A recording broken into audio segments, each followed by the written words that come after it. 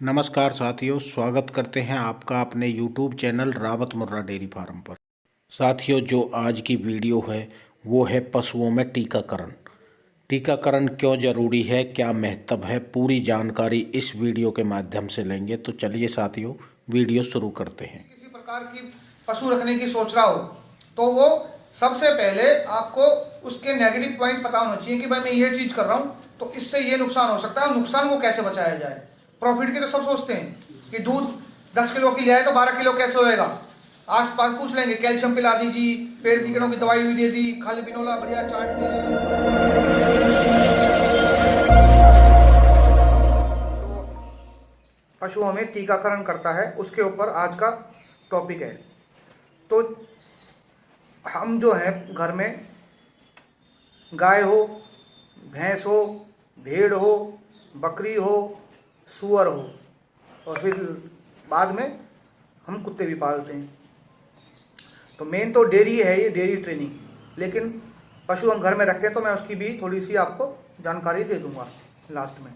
तो सबसे पहले हम बड़े पशु पे रखते हैं टॉपिक के गाय और भैंस में टीकाकरण कौन कौन से होते हैं, उनको क्या महत्व होता है और कौन सी बीमारियों के लगते हैं। तो सबसे जो जरूरी जो टीका है हमारे विभाग के द्वारा, पशुपालन विभाग के द्वारा साल में 2 बार लगता है। आपके पास पशु हो तो आपके घर पे भी लगाने आते होंगे।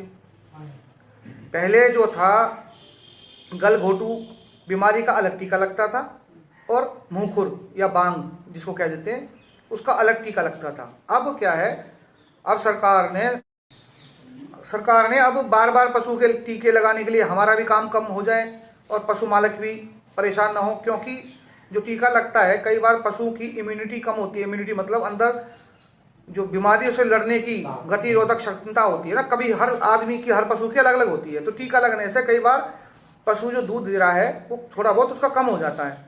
अब जैसे गर्मी का मौसम चल रहा है वैसे दूध कम होता है, टीका लगने से फिर कम हो जाता है। और तो वो बार बार ना हो, तो अब दोनों बीमारियों के टीके एक ही बना दिया गया, वो साल में अब 2 बार लगते हैं। जैसे ही मौसम, अब जब ठंड का मौसम में और बारिश के मौसम में 2 बार लगाए जाते हैं। अभी 10-15 दिन में ये टीके हम लगाने शुरू करेंगे। तो गलघोंटू की बीमारी जो है, नाम से पता चलता है कि गला घुटा हुआ, गलघोंटू। इससे क्या है कि जो गाय और भैंस है, हमारे जो ये रेस्पिरेटरी सिस्टम कहते हैं, मतलब कि नाक से लेकर और फेफड़ों तक जो हमारे नली जाती है और लंग्स जो हमारे फेफड़े होते हैं, इसमें नेचुरली तौर पे कुछ बैक्टीरिया अपने आप प्रेजेंट होते हैं, जो कि जब स्वस्थ होता है पशु या मौसम ठीक होता है तो वो हमारे को हानि नहीं पहुंचाते। मतलब हमारा स्वस्थ है तो वो हानि नहीं पहुंचा पाते। लेकिन जैसे ही मौसम चेंज होता है उसमें क्या होता है, हर आदमी और पशु की थोड़ी सी इम्यूनिटी कम हो जाती है।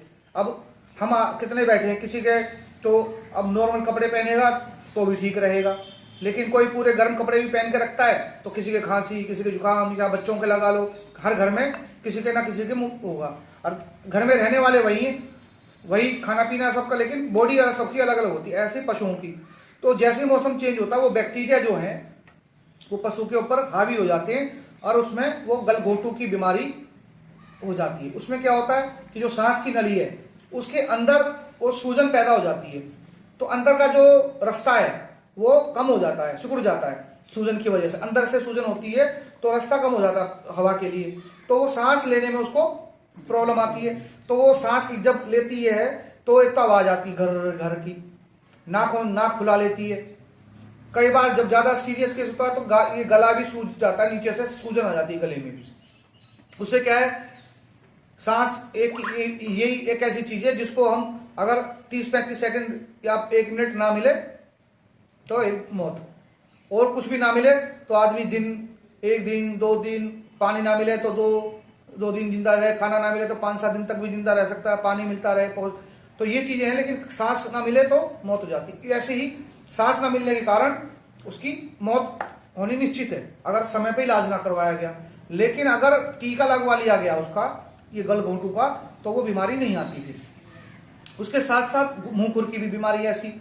मुंहखुर मतलब मुंह और खुर दोनों जगह उसके लक्षण आते हैं। क्या आते हैं कि मुंह में, जीभ पे, मसूड़ों पे, अंदर और पैरों के बीच में, खुरों के बीच में छाले हो जाते हैं। अब वो छाले धीरे धीरे बढ़ के और वो फूट जाते हैं। फूटने के बाद उनमें जख्म हो जाता है।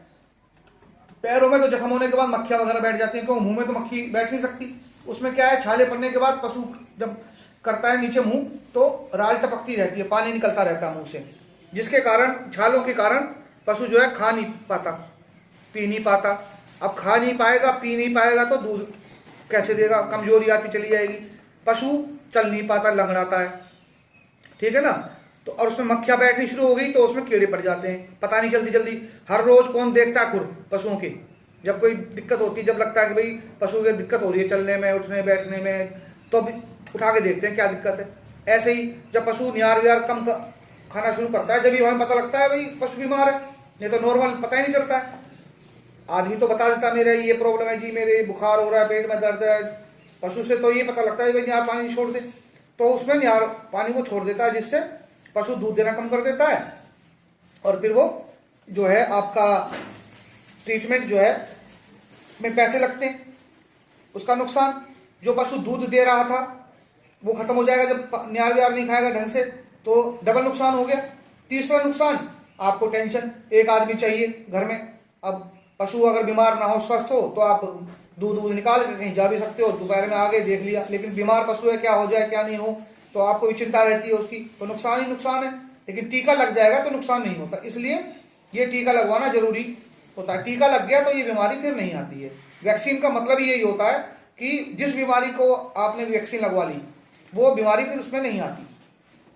तो ये साल में 2 बार टीके लगाए जाते हैं, मुंह खुर के और गलघोंटू के, एक साथ इकट्ठे, भेड़ उसमें, गाय में और भैंस में, ठीक है। उसके अलावा अलग से टीका आता है मुंह खुर का, जो कि भेड़ और बकरी और सूअर के लिए होता है।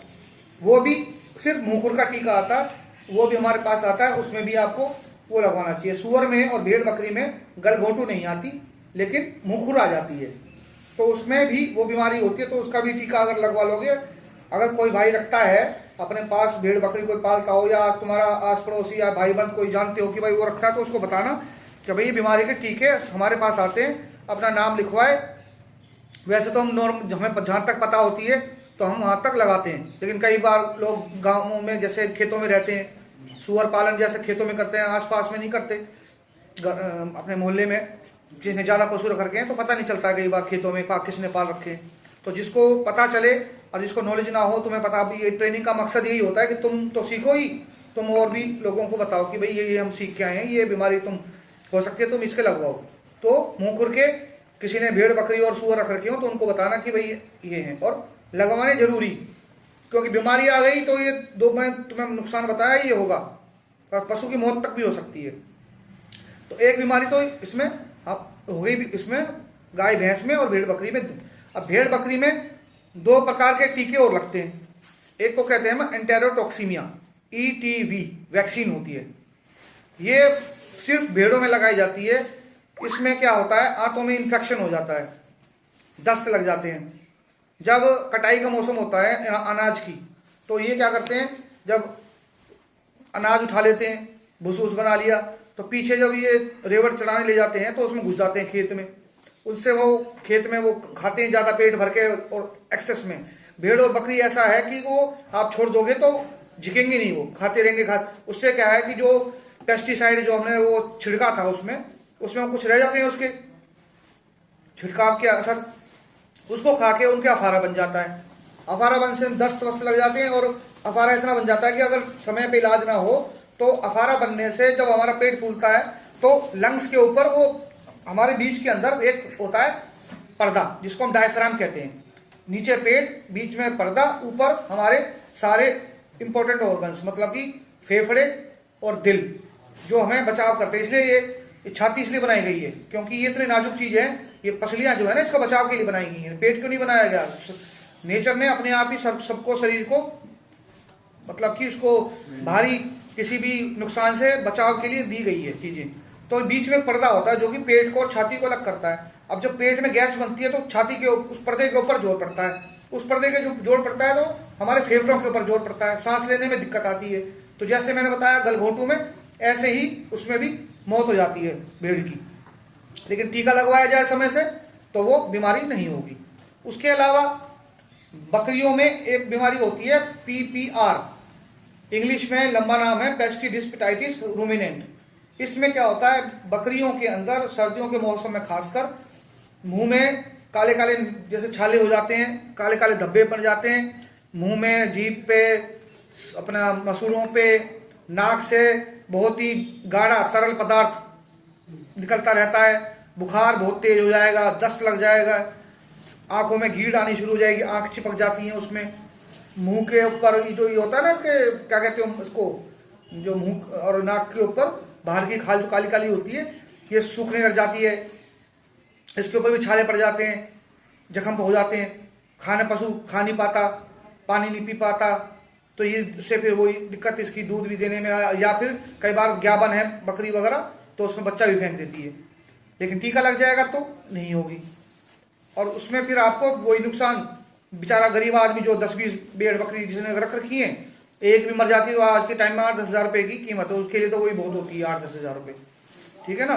तो वैक्सीन का मतलब ये है कि ये जो बीमारियां हैं, सरकार ने महत्वपूर्ण बीमारियों की जिससे पशु मालिक को ज़्यादा नुकसान ना हो, उनको बचाव के लिए ये बीमार तो बहुत होती हैं, लेकिन मोटी मोटी जो हैं हम जो सरकार वैक्सीन देती है कि भाई इन बीमारियों से खासकर जब पशुओं की मौत होती है, या फिर बच्चा फेंक देती है, या फिर दूध कम हो जाता है, बीमारी लंबी चलती है, तो उसके लिए ये वैक्सीन बनाई गई है। तो गाय भैंस में तो हम 2 प्रकार के लगाते हैं, गलघोटू के और उसके मुंहखुर के, और भेड़ में लगाते हैं मुंहखुर और ETV, और बकरी में मुंहखुर और PPR।